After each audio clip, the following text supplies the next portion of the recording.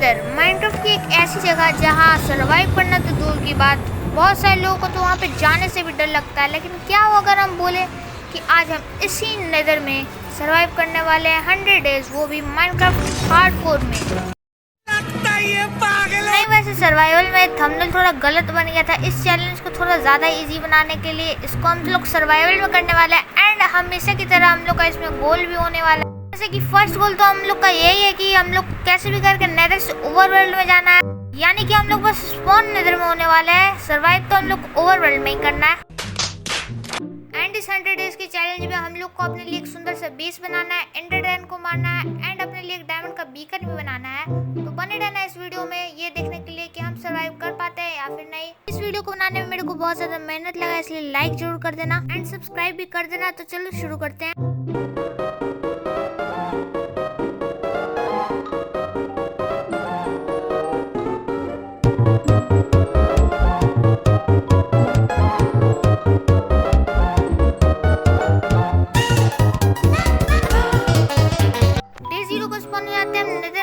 जाके हम एक नीले जंगल का नीला लकड़ी तोड़ते हैं एंड अपने लिए क्राफ्टिंग टेबल और कुछ लकड़ी के टूल्स बना लेते हैं। फिर थोड़ा सा घूमने के बाद मेरे को थोड़े से पिगलिन्स दिखते हैं, तो हम चल जाते हैं जल्दी से गोल्ड की माइनिंग पे और बहुत सारा गोल्ड कलेक्ट करते हैं। और फिर हम जितना भी नगेट कलेक्ट किए होते हैं उनको इंगट में कन्वर्ट करके अपने लिए एक सोने का जूता बना लेते हैं। और फिर जैसे पिगलिंग के साथ ट्रेड करता है वैसे एक कास्ट फायरवॉल फेंक देता है मेरे ऊपर, तो उसका हम फिर उससे बदला भी लेते हैं कुछ इस तरह से। उसके बाद पता नहीं क्यों एक एंडरमैन मेरे को मारने लगता है एंड हाफ अर्थ जैसे तैसे बच जाते हैं उससे एंड फिर अपने आप को कवर करने की कोशिश करने लगते हैं। और फिर थोड़ी देर बाद हील होकर फिर से उठ के चल जाते हैं नीले जंगल में नीले लकड़ी तोड़ने और फिर अपने लिए फिर से एक टैक्स बनाते हैं एंड देर लग जाते हैं क्वार्ट्ज और गोल्ड की माइनिंग में। तभी डे 1 शुरू हो जाता है हम लोग का। उसके बाद फिर हम पिगलिन के साथ ट्रेडिंग करते हैं एंड वो मेरे को इस बार पत्थर तो दे देता है, लेकिन मेरे को इतना नहीं पता था कि मेरे को कितना पत्थर दिया है। लेकिन असलियत में उसने मेरे को 12 पत्थर उसी समय दे दिया था, तो हम यहाँ पे स्टोन का टूल्स बना सकते थे। लेकिन फिर हम बहुत देर बाद अपने इन्वेंट्री खोलते हैं तो मेरे को पता चलता है कि मेरे को 12 स्टोन दिया है इसने। तो वहीं पे हम अपने लिए स्टोन के टूल्स भी बना लेते हैं एंड निकल जाते हैं फिर उस गड्ढे से और फिर से लग जाते हैं गोल्ड के माइनिंग पे, क्योंकि मेरा अब यही काम ही था नेदर के अंदर, गोल्ड तोड़ो और पिगलिन के साथ ट्रेड करो। तो फिर बहुत सारा गोल्ड तोड़ के हम फिर से निकल जाते हैं एकदम खतरनाक वाले एमएलजी के साथ पिगलिन से ट्रेड करने। और फिर बहुत देर तक भटकने के बाद मेरे को एक बेस्टियन मिल जाता है, तो हम एक रीस्पॉन एंकर पे अपना रीस्पॉन पॉइंट सेट कर लेते हैं। और एक गोल्ड ब्लॉक बेस्ट करने के बाद मेरे को याद आता है कि मेरे पास स्टोन का पिकेक्स है, तो अब मेरे को आयरन नगेट चाहिए था जिससे हम आयरन इंगट बना के अपने लिए एक आयरन का पिकेक्स बना सकते थे। उसके बाद फिर हम थोड़े से गोल्ड माइन करते हैं एंड उनको इंगट में कन्वर्ट करके बहुत देर तक सोडो के साथ ट्रेडिंग करते हैं। और इसी बीच हम एकदम नूबड़े की तरह घास के वजह से मर भी जाते हैं एक बार। उसके बाद फिर हमको थोड़ा सा स्ट्रिंग मिला था, तो हम अपने लिए एक बो क्राफ्ट कर लेते हैं एंड एक फिशिंग रॉड भी क्राफ्ट कर लेते हैं जिसका हम कुछ भी यूज़ नहीं करते हैं। और फिर से हम गोल्ड का माइनिंग करने एक सेकेंड, अब मेरे को शायद नहीं बोलना चाहिए ये बात। और जब तक हम ये बोरिंग काम कर रहे थे तब तक मेरे को पिगलिन ने थोड़े से नगेट भी दे दिए थे, तो उसको हम इंगट में कन्वर्ट करके एक अपने लिए आयरन का पिकेक्स बना लेते हैं। और फिर बेस्टियन पे लगे हुए गोल्ड के ब्लॉक को भी तोड़ लेते हैं एंड फिर उस बेस्टियन में घूमने के लिए निकल जाता है। तभी मेरे को एक चेस्ट भी दिखता है जिसके अंदर से मेरे को बहुत सारा कचरा मिल जाता है और एक लोड स्टोन के साथ एक गोल्ड का हेलमेट और एक ट्रिम भी मिल जाता है। फिर वहाँ से बाकी सारा कचरा भी उठा करके हम बेस्टियन को एक्सप्लोर करने के लिए निकल जाते हैं। और इस बेस्टियन की गुफाओं में मेरे को थोड़े से लैंटर्न भी दिख रहे थे जिनको हम उठाते जाते हैं ताकि हम इसको अपने घर में डेकोरेशन की तरह यूज़ कर सकें। फिर और भी थोड़ी देर तक बेस्टियन में भटकने के बाद फिर मेरे को एक और चेस्ट दिखता है जिसमें से मेरे को 10 ऑब्सीडियन एंड एक डायमंड का शेवल और एक चेस्ट प्लेट गोल्ड का एंड एक आयरन का स्वॉर्ड और ये बहुत सारे मस्त मस्त चीज़ें मिल जाते हैं। जिसके बाद फिर हम एक पोर्टल बना के निकल जाते हैं ओवरवर्ल्ड के लिए। फाइनली डे 3 को हम जब ओवरवर्ल्ड में पहुंचते हैं तब मेरे को पता चलता है कि हम एक डीप स्लेट के केव में स्पॉन हुए हैं, तो वहाँ से हम थोड़ा सा आयरन भी कलेक्ट कर लेते हैं। और हाँ, पता नहीं क्यों यहाँ पे मेरे को कुछ ज़्यादा ही आयरन दिख रहा था, लेकिन डायमंड एक भी नहीं दिखा। भाई किस्मत तो मेरा खराब ही है वैसे। लेकिन हाँ, इस वीडियो को बनाने में मेरे को बहुत ज़्यादा दिन लग गया, तो प्लीज़ सब्सक्राइब कर लेना इस वीडियो के लिए। फिर थोड़ी देर तक ऊपर की ओर माइनिंग करने पे हम ओशन की तरफ निकल जाते हैं एंड फिर वहाँ पे लैंड की तरफ पहुँचते हैं डॉल्फिन के सहारे से।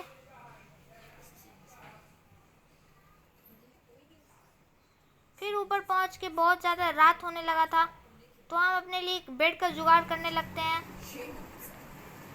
और इसी बहाने मेरे को थोड़ा खाना भी मिल जाता है। हम खाना कलेक्ट कर ही रहे थे कि तभी मेरे साथ कुछ ऐसा होता है और पता नहीं कैसे हम बच भी जाते हैं। फिर डे 3 की नाइट को भटकते भटकते मेरे को फाइनली एक सवाना बायोम मिल जाता है एंड वहाँ पे एक ज़ॉम्बी विलेजर को देख रहा था, तो हमको गुस्सा आ जाता है और हम बाहर निकल के उस ज़ॉम्बी को मार देते हैं एंड फिर अंदर जाके कि हम विलेजर को भी मार देते हैं सिर्फ सोने के लिए, जबकि वहाँ पे सुबह भी होने ही वाला था। फिर डे 4 को हम अपना सारा आयरन स्मेल्ट होने के लिए लगा देते हैं एंड थोड़ा सा खाना कलेक्ट करने लगते हैं। और थोड़ा सा से मेरा मतलब कुछ ज़्यादा ही, पूरे 7 पीढ़ियों के लिए खाना हम कलेक्ट कर चुके थे। मेरे को एक आर्मडीलो दिखता है जिसके लिए हम एक घर बना देते हैं एंड फिर एक विलेजर को घर को लूटने जाते हैं जिसमें हम खुद गिर जाते हैं और उस घर में से हम एक कार्टोग्राफी टेबल भी चुरा लेते हैं और फिर चेस्ट को लूट लेते हैं वहाँ से, जिसमें से मेरे को 2 ब्रेड मिल जाता है। और फिर मेरे को एक विलेजर फंसा हुआ दिखता है, तो उसको हम कार्टोग्राफर बनाने का सोचते हैं, लेकिन वो एक क्लेरिक बना हुआ था, तो हम जाके सारे घर में से व्यूइंग स्टैंड तोड़ देते हैं, लेकिन फिर भी वो कुछ और ही बन जाता है, लेकिन कार्टोग्राफर नहीं बनता है। तो अब मेरे को बहुत गुस्सा आ रहा था, इसलिए हम उसका गुस्सा जा कर के एक आयरन गोलम पे उतारते हैं एंड फिर उसका आयरन कलेक्ट करके अपना आयरन स्मेल्ट किया हुआ निकाल करके अपना फुल आयरन का आर्मर बनाते हैं। इसी तरह डे 5 को हम फुल आयरन का आर्मर में कवर हो जाते हैं।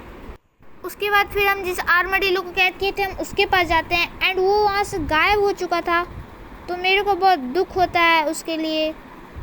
मेरे को याद आता है कि हम एक विलेजर को भी कहीं पे फंसा के रखे हुए हैं, तो हम चल जाते हैं उसको आज़ाद करने एंड उसको हमेशा के लिए आज़ाद कर देते हैं। उसके बाद फिर हम अपने घर बनाने के लिए एक सही से जगह ढूंढते हैं एंड उधर से थोड़ा लकड़ी कलेक्ट कर लेते हैं एंड उसी बहाने उस जगह को साफ भी करते हैं।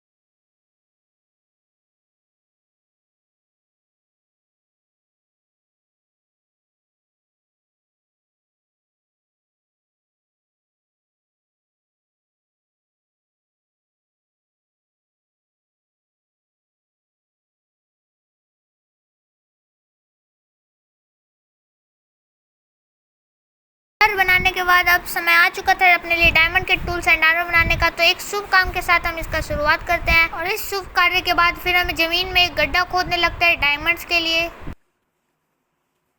इसी तरह थोड़ी देर के माइनिंग के बाद मेरे को अपना पहला डायमंड मिल जाता है एंड उसको देख के हम बहुत खुश होते हैं और उसको माइन कर लेते हैं एंड उसके तोड़ने के बाद मेरे को अपना सेकंड डायमंड, थर्ड डायमंड और फोर्थ डायमंड भी मिल जाता है और फिर सारे डायमंड को हम बीच फेंक करके कलेक्ट कर लेते हैं अपने इन्वेंट्री में एंड फिर से लग जाते हैं तगड़े माइनिंग पे। और फिर बहुत दिनों की तगड़ी माइनिंग के बाद हम अपने लिए फुल डायमंड का आर्मर एंड टूल्स बना लेते हैं।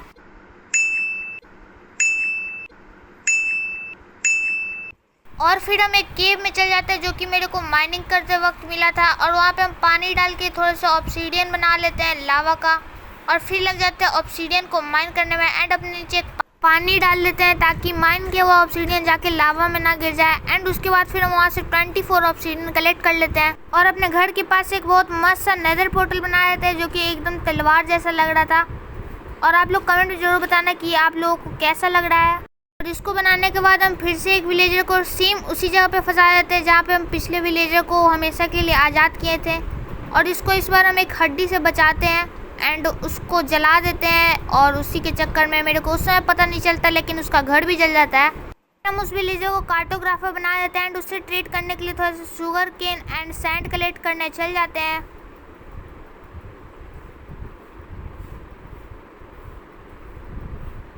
और फिर फर्नेस में सारे सैंड को जला देते हैं ताकि वो ग्लास में कन्वर्ट हो जाए एंड हम उससे ग्लास पेन बना के उससे ट्रेड कर पाएँ।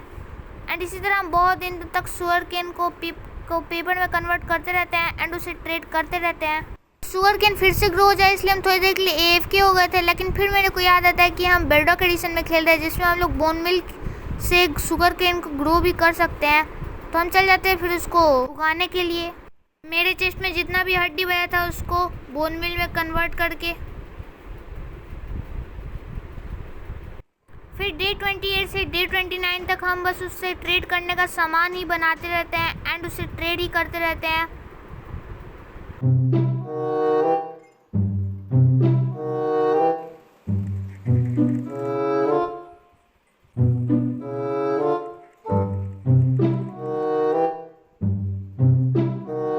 एंड फिर जब वो कार्टोग्राफर जर्नी मैन बन जाता है तब हम उसे ट्रायल चैम्बर का और ओल्डन मेंशन का मैप ले लेते हैं।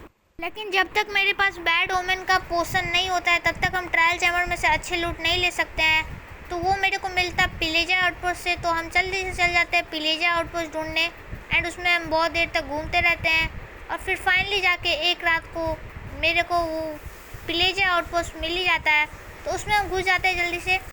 और पिलेजर से अपने आप को कैसे कैसे बचाते बचाते हम जल्दी से उसके टॉप पे पहुंच जाते हैं एंड वहाँ पहुंच के उसके बॉस को ही मार देते हैं जिससे मेरे को पोशन मिल जाता है। और बाकी सर्वाइवर्स को मार के हम उसका चेस्ट भी ओपन कर लेते हैं जिसमें से मेरे को एक क्रॉसबो मिल जाता है एंड बाकी सारा कचरा भी हम उठा के निकल लेते हैं वहाँ से खतरनाक वाले MLG के साथ। वहाँ का गोलम पता नहीं क्यों कहीं जाना नहीं चाहता था। घर पहुँच के वहाँ से अपना ट्रायल चैम्बर का मैप ले लेते हैं और फिर निकल जाते हैं ट्रायल चैम्बर ढूंढने एंड फिर एग्जैक्ट उसी जगह पे पहुँच के हम डिग डाउन करना शुरू कर देते हैं। फिर बहुत देर तक माइनिंग करने के बाद मेरे को डीप स्टेट वाले लेवल पे एक ट्रायल चैम्बर मिल ही जाता है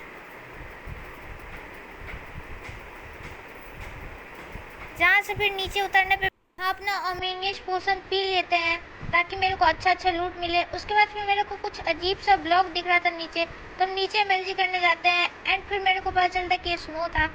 तो अच्छा है कि हम यहाँ पे वाटर बकेट लेके आए थे। फिर हम इस ट्रायल चैम्बर में जहाँ पे उतरे थे वहीं पे हम दोबारा जाते हैं एंड वहाँ पे दोबारा जाने के बाद मेरे को वहाँ पे स्ट्रे का जो स्पॉनर था उसमें से ओमनियस ट्रायल की मिलता है, जिससे फिर हम एक ओमनियस वर्ल्ड खोलने चल जाते हैं एंड मेरे को एक वर्ल्ड दिखा भी था तो हम वहाँ पे जल्दी से चल जाते हैं एंड उसमें से मेरे को कुछ ज़्यादा अच्छा सामान तो नहीं मिलता है लेकिन मेरे को वहाँ से कुछ एमरल्ड ज़रूर मिल जाता है। फिर बहुत सारे मॉब्स को मारने के बाद देखो मेरे को क्या मिलता है, बस 2 गोल्डन कैरेट्स एंड उसके बाद फिर हम नए मॉब ब्रीज से फाइट करते हैं जो कि बहुत ईजी था उसको मारना। और फिर सारे स्पॉन होने वाले ब्रीज को मार के हमको उसके स्पॉनर में से भी एक ओमनियस ट्रायल की मिल जाता है और उससे मेरे को फाइनली एक हैवी कोर मिल जाता है जिसके लिए हम इस ट्रायल चैम्बर में आए थे। तो उससे हम जल्दी से एक मेस क्राफ्ट करते हैं एंड पता नहीं क्यों हम क्राफ्ट नहीं कर पा रहे थे इसको जल्दी। और मेस बनाने के बाद हम जल्दी से वहाँ से निकल भी जाते हैं। अपने सारे डायमंड्स के टूल और आर्मर और मेस को इंचेंट करने के बाद नेदर में चल जाते हैं नेदरराइट की माइनिंग करने।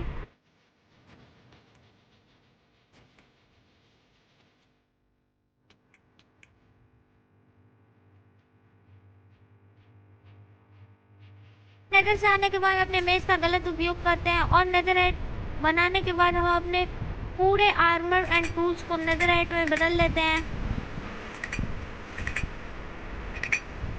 और फिर मेरे को कुछ स्ट्रिंग्स भी मिले थे तो अपने आर्मर के ऊपर कुछ डिज़ाइन बना लेते हैं एंड डे 41 को हम फुल नेदरराइट में कन्वर्ट हो चुके थे। उसके बाद फिर 5 विलेजर को हम एक गड्ढे में फंसा के उनसे बहुत मस्त मस्त बुक ले लेते हैं एंड अपने मेस को और तगड़ा बना के हम नेदर में चले जाते हैं एंडरमैन को मार के एंडर पर्ल कलेक्ट करने, क्योंकि अब मेरे को एंडर डैन को ही मारना था।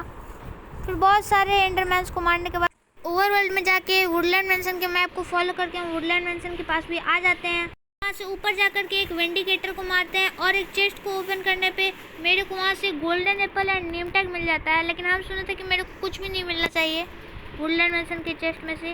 वहाँ पे पूरे 8 ही वोकर को मार करके हम 8 टोटम लेके आ जाते हैं फिर से अपने घर के पास और फिर से चल जाते हैं नेदर में ब्लेजेस को मार के ब्लेज रॉड कलेक्ट करने के लिए। एंड फिर बहुत देर तक नेदर में भटकने के बाद मेरे को उसी दिन डे 45 को ही एक फोर्ट्रेस फाइनली मिल जाता है।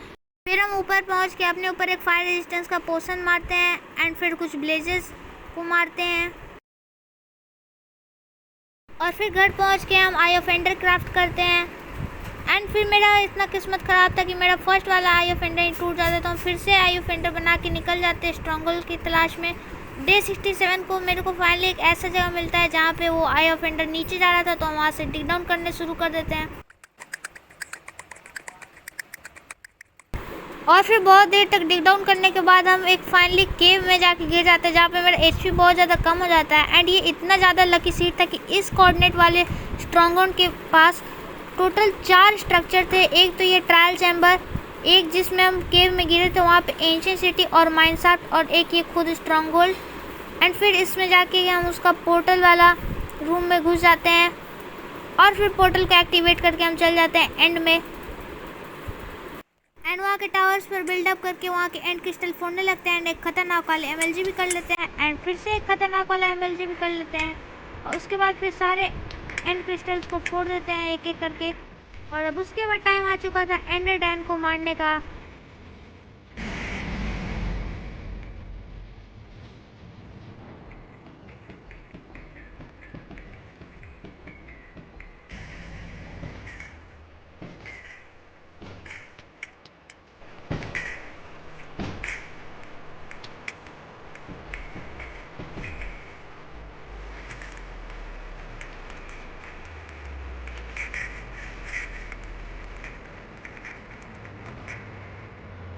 एंड देन एंडर डैन को मारने के बाद हम जाके ड्रैगन एग भी कलेक्ट कर लेते हैं और ड्रैगन एग कलेक्ट करने के बाद हम चले जाते हैं ओवरवर्ल्ड में। माइनक्राफ्ट को हम इसी के साथ बीट भी कर देते हैं।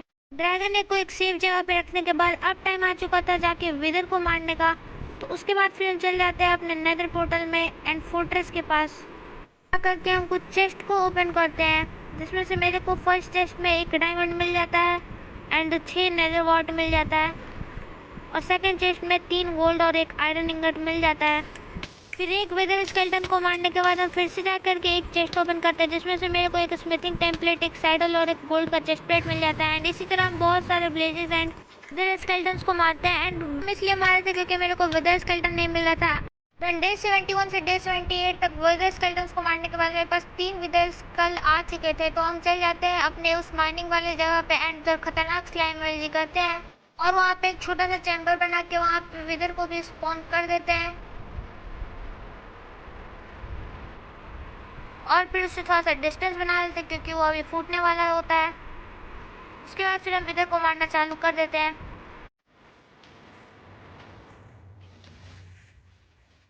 और यहाँ पे बहुत सारे डायमंड्स भी थे, लेकिन पता नहीं क्यों हम उनको एकदम सिग्मा की तरह इग्नोर कर देते हैं, या फिर तुम लोग कह सकते हो मेरे को उस समय दिखाई नहीं।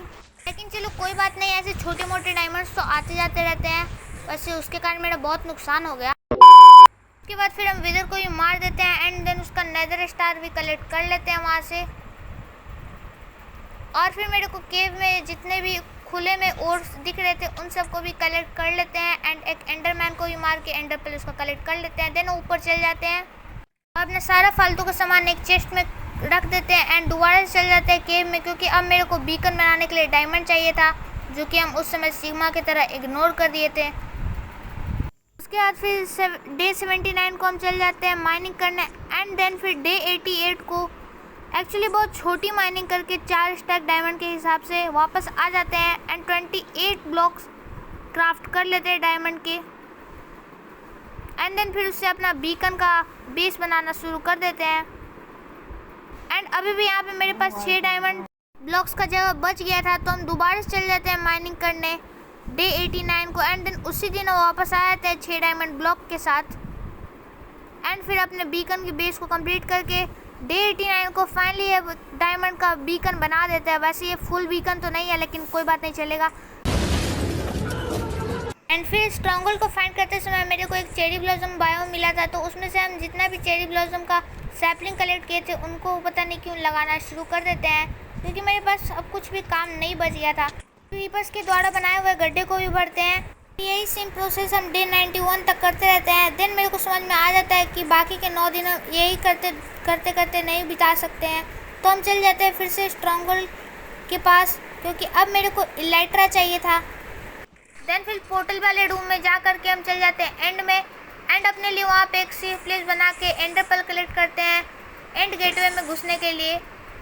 एंड फिर एक पर्ल मार के हम चल जाते हैं वहाँ से अंदर, और फिर नेक्स्ट आइलैंड पे आकर के हम बहुत देर तक घूमते रहते हैं। और फिर फाइनली बहुत देर के बाद मेरे को एक एंड सिटी भी मिल जाता है। फिर हम कुछ सल्कर्स की मदद से लेविटेशन का इफेक्ट लेते हुए एंड शिप पे जाने की कोशिश करने लगते हैं।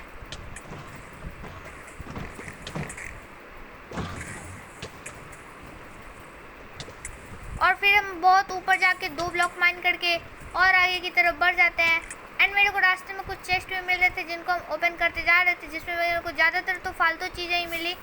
एक चेस्ट में मेरे को डायमंड का थोड़ा सा आर्मर मिल जाता है एंड एक स्मिथिंग टेम्पलेट भी मिल जाता है। उसके बाद फिर हम बिना ज़्यादा देरी करते हुए एक पर्ल मार के चल जाते हैं एंड शिप के ऊपर, और फिर उसके ब्रूइंग स्टैंड वाले रूम से हम हीलिंग का पोशन भी चुरा लेते हैं। एंड देन वहाँ के सल्कर को भगा करके हम इलाइट्रा ले लेते हैं एंड कुछ चेस्ट में से सामान भी निकाल लेते हैं।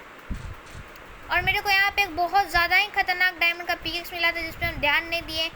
एंड देन उसके बाद फिर हम निकल जाते हैं अपने मेन आइलैंड पे। वहाँ से ओवरवर्ल्ड में पहुँचने के बाद फिर हम थोड़ा सा इलाइट्रा का दुरुपयोग करते हैं। फिर मेरे को याद आता है कि अभी डे 92 स्टार्ट हो चुका है एंड अभी तक मेरे पास कोई भी पेट नहीं है। फिर इलाइट्रा की मदद से हम चल जाते हैं अपने लिए हॉर्स फाइंड करने, और हम अपने इलाइट्रा पे मेंडिंग और अनब्रेकिंग भी लगा देते हैं। और फिर कुछ देर तक उड़ते उड़ते मेरे को एक पोर्टल मिलता है, जिसमें से मेरे को लगभग माइनक्राफ्ट के सारे गोल्ड के टूल्स मिल जाते हैं। इसलिए हम बोल रहे थे कि ये सीड बहुत ज़्यादा लकी है। तो ये कोऑर्डिनेट्स आप देख लो, इस सीड को हम डिस्क्रिप्शन में तो डाले ही हुए हैं। फिर और कुछ 10-15 मिनट इलाइट्रा से उड़ने के बाद मेरे को फाइनली एक घोड़ा दिख जाता है, जो कि शायद यहाँ पे मेरे लिए स्पॉन हुआ था, क्योंकि हम इसको एक बार हिट भी कर देते हैं, लेकिन फिर भी ये मेरे से एक ही बार में पेट बन जाता है। तो इसको हम डायमंड का आर्मर और सैडल पहना देते हैं और फिर से एक रूइंड पोर्टल को लूट लेते हैं। और उसके बाद फिर अपने घोड़े को अपने घर ले जाते हैं। लेकिन एक दुख की खबर है कि ये हम लोग का असली घोड़ा नहीं है। जो रियल घोड़ा था वो तो रास्ते में क्रीपर की वजह से मर गया था एंड ये भी अभी मरते मरते बचा। फिर उसके बाद हम उस घोड़े पर से उतर जाते हैं एंड चल जाते हैं डे 94 से डे 95 में। और फिर उसके बाद फिर डे 95 के सुबह में हम अपने पिछले वाले घोड़े का और जो रियल घोड़े का जो नाम सोचे हुए थे वो इस वाले घोड़े का रख देते हैं। फिर कुछ लामास को भी हम रस्सी से बांध के चल जाते हैं नेदर में, क्योंकि अब मेरे को नेदर में घर बनाना था, क्योंकि मेरे को सर्वाइव तो मेन नेदर में ही करना था। फिर डे 96 से हम शुरू हो जाते हैं अपना एक घर बनाने नेदर के अंदर।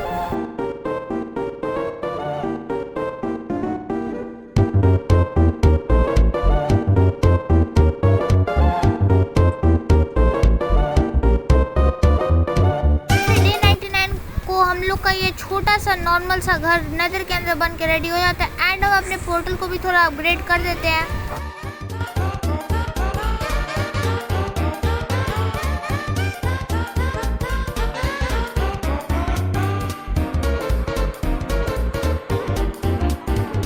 इस एक लास्ट रिप्ले के साथ हम सरवाइव कर लेते हैं 100 डेज इन नेदर।